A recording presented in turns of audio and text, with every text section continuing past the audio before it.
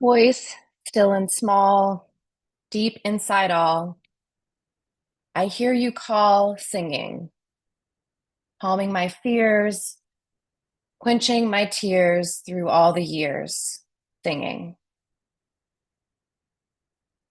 When Moses and the Israelites were fleeing Egypt, they made it all the way through the desert, but then were met with a mammoth barricade, blocking them from further motion. It was there, standing at the mouth of the Red Sea, that Moses had the following conversation with the Hebrew people and then heard this message from God. So, backing up, if you don't know the story, a little bit of detail is that the Hebrew people had just fled Egypt because they had been enslaved and wanted to be free. And now here they are, having crossed the desert, but they're facing a great ocean with people chasing them, wanting to hurt them, wanting to bring them back to slavery or kill them. And they have an ocean in front of them. They feel trapped. So here is the conversation. It begins with the people. The following words are adapted from Exodus chapter 14, verses 10 through 12. As the Pharaoh and Egyptians were advancing, the Israelites grew incredibly afraid. They had bravely escaped from Egypt in quest of their freedom, and yet in this moment of the story, they are trapped. They look to their great leader Moses and in terror say, "Have you taken us here to die in the wilderness? What have you done? Why have you led us here? It would have been better for us to have lived as slaves than to die here in the desert this way." They literally say it would have been better to have remained in Egypt enslaved than to be here in this moment, in this way. Have you ever felt something like this in your life? Have you ever felt trapped with no way forward, wishing for peace, wanting to give in, even though you know it would be the easy way out of alignment with the values of your highest good? Like being like, I wish I hadn't sought my own freedom.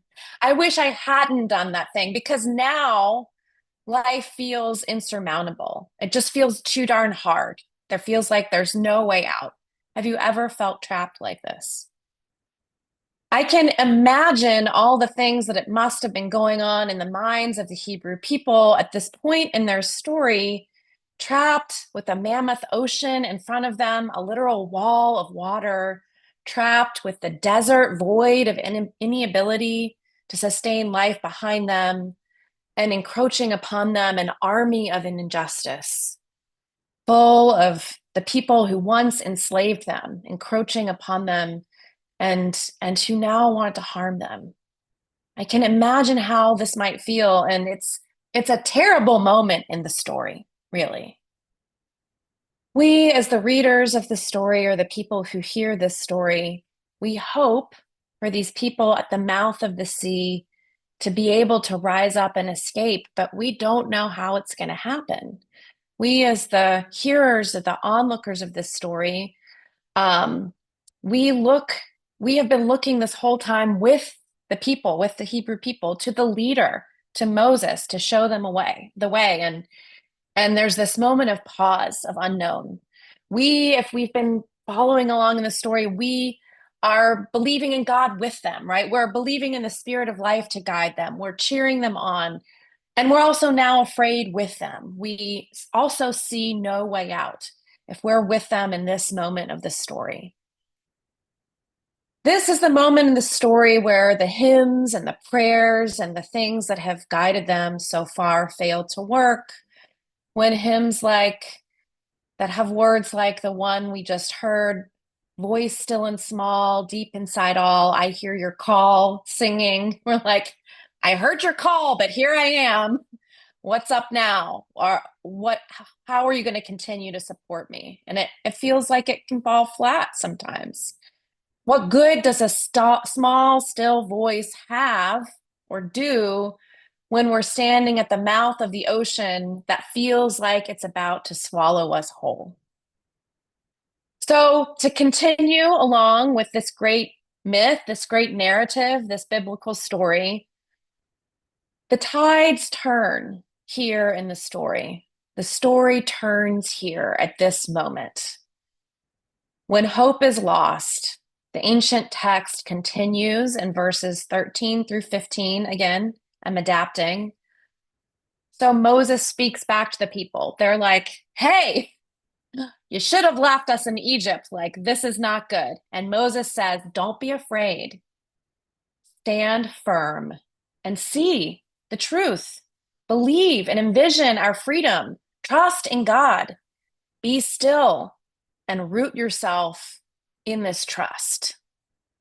So he basically says, don't be afraid, stand firm, believe in the truth. And then God says to Moses, why are you crying out to me? Why are you focused on me? Tell the Hebrew people to get going. And the Hebrew people move, and the seas part. They move forward, and the seas part. This is such an interesting little tidbit of a conversation.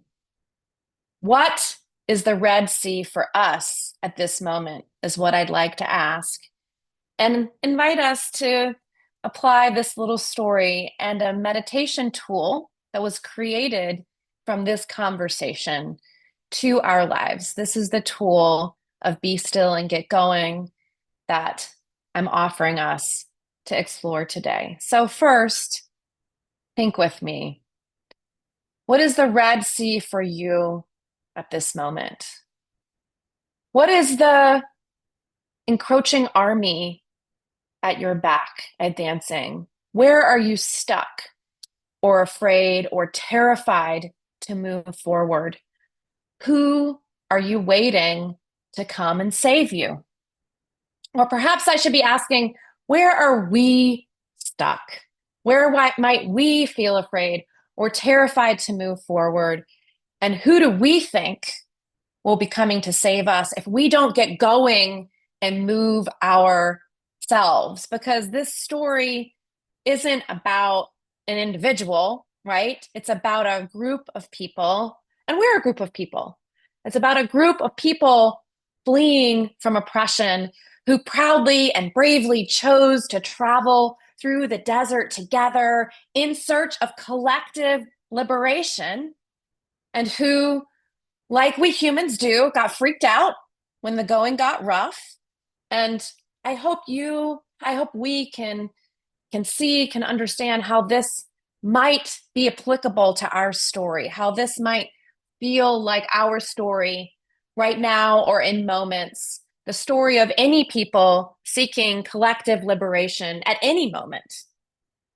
Because that's the offering that great stories give us, that great narratives give us. They offer us to see ourselves in the universal message of the story. So that's the invitation today. Over the last few months, it's hard to believe it's been a couple months now since the new administration took over nationally in this country, our nation has been in an upheaval. It's been flooded with ceaseless change. And this administration is determined to undermine our collective freedom in many ways. This congregation, as a liberal faith, has been wrestling with this together. And we are experiencing, as liberals, a flooding strategy that's not new, but it's at a new level. It's been used as a tactic since at least 2017 or before. The flooding strategy used by the current administration is a tactic that's intended to overwhelm liberals like us and opponents of the current fascist regime. So I invite you to take a moment and breathe with me as we think about the truth of that. And if you have felt like you couldn't breathe, or that you felt anxious, or that it's been hard to keep up with all of the changes, know, and let's remind ourselves, this is intentional. This is intentional.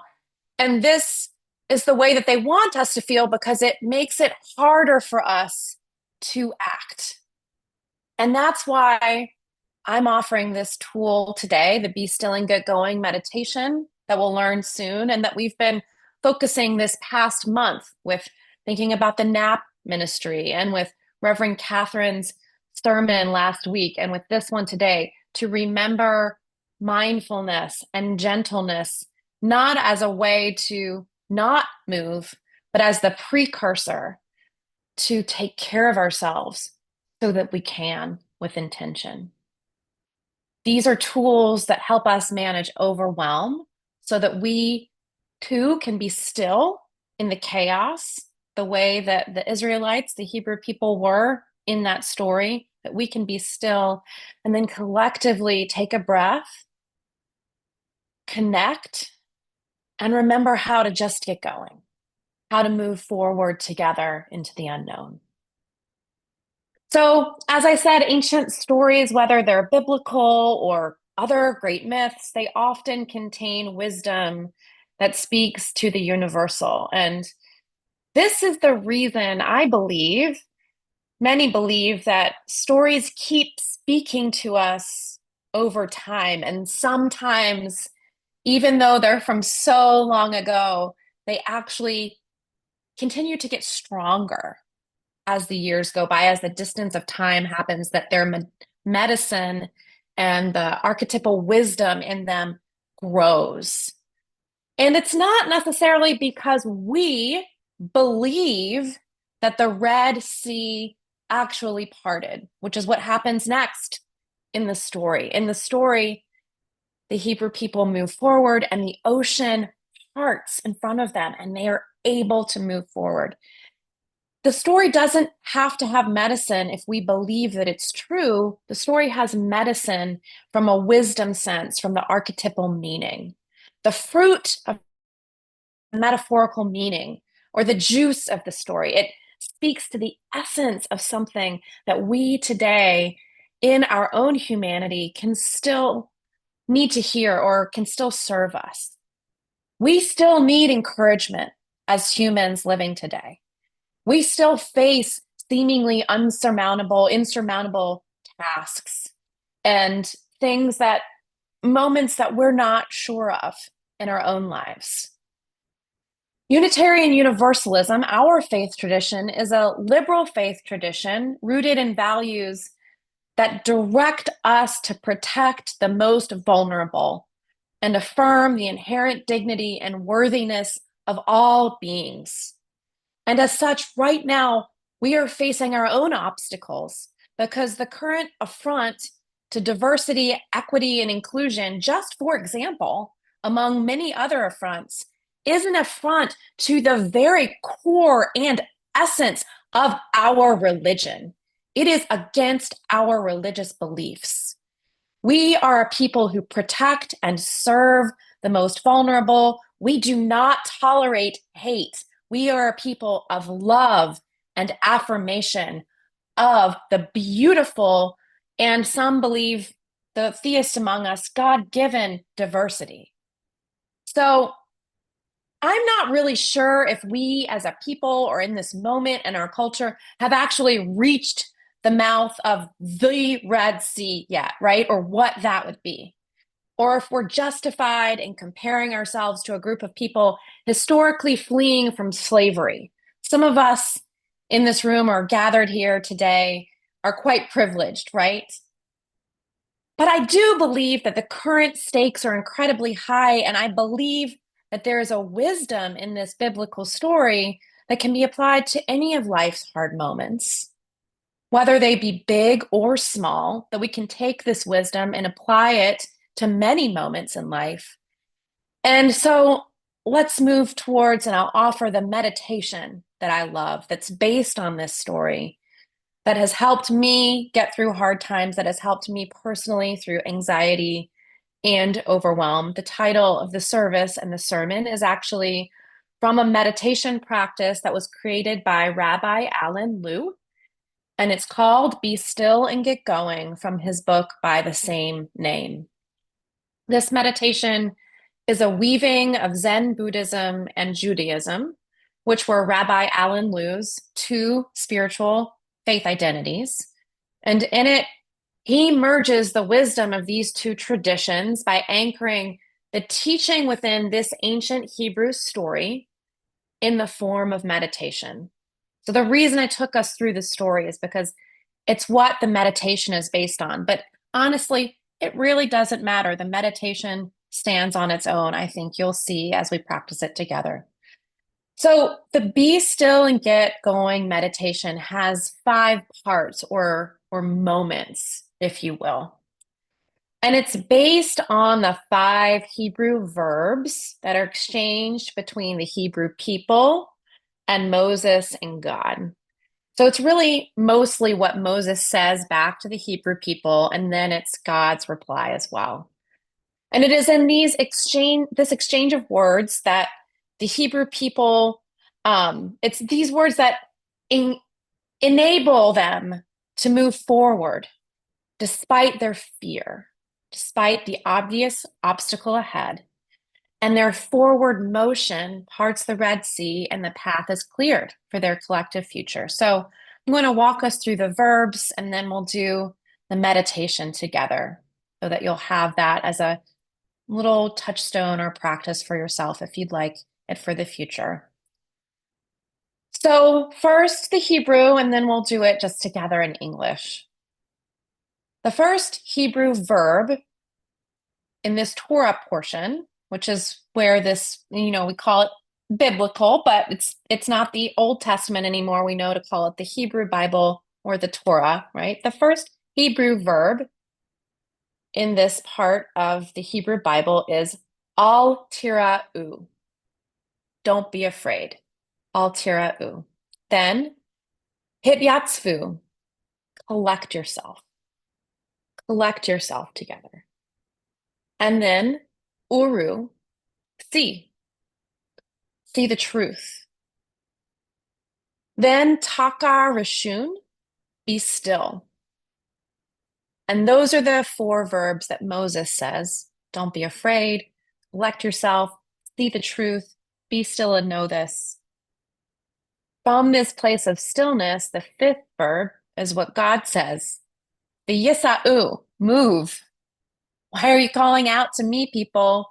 Just get going. But the whole is needed. The stillness is needed before the listening and the movement. So I'm going to lead us through this meditation now. I'll say all of these moments and steps again. You might want to close your eyes, take a breath, wiggle around a little and get cozy or comfortable. And bring to mind an obstacle from your personal life or collective crisis that feels right size for you right now.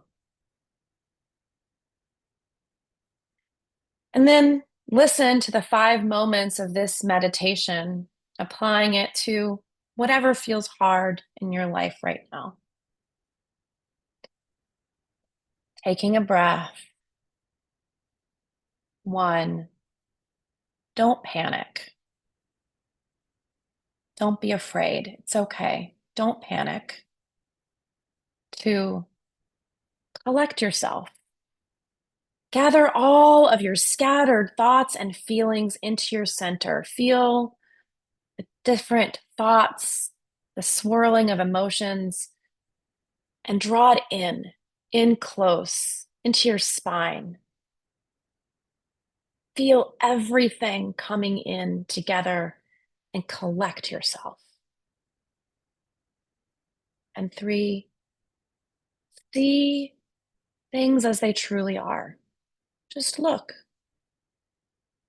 See reality as it is. And 4, be still. Be still with this truth of this moment. And taking a breath, feeling that stillness. And then from that still place, move. Just get going. Maybe you want to imagine yourself as Anna and Frozen doing the next right thing, right? What's the next move? So I'm going to lead us through that again to kind of solidify it. Thinking about whatever obstacle is in your life. Don't panic. Don't be afraid. Collect yourself, gather all your scattered thoughts and feelings into your center, and see things as they truly are. See reality as it is. And be still with that. Taking a breath,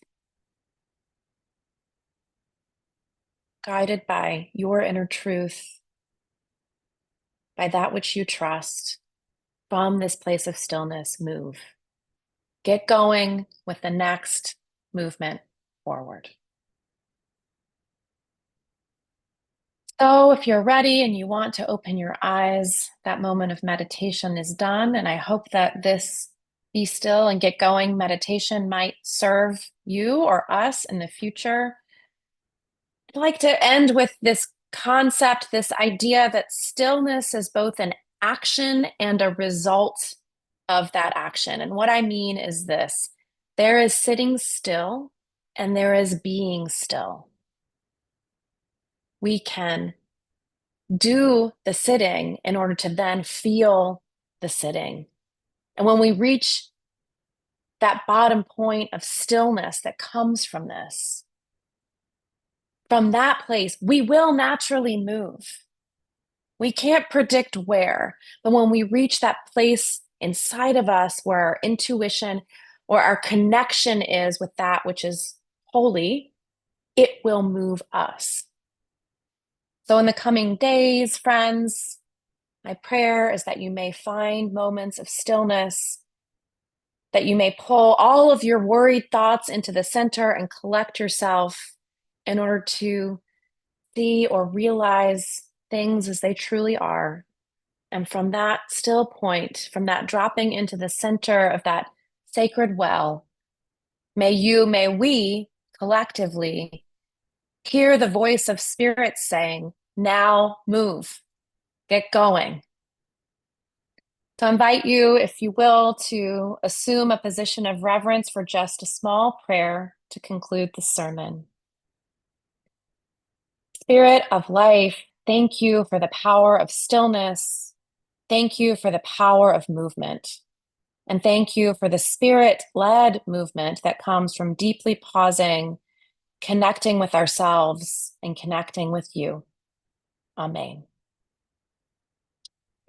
And now, from wherever you are, we will sing our closing hymn. So please rise in body or in spirit and join in singing number 1011 in the Teal hymnal.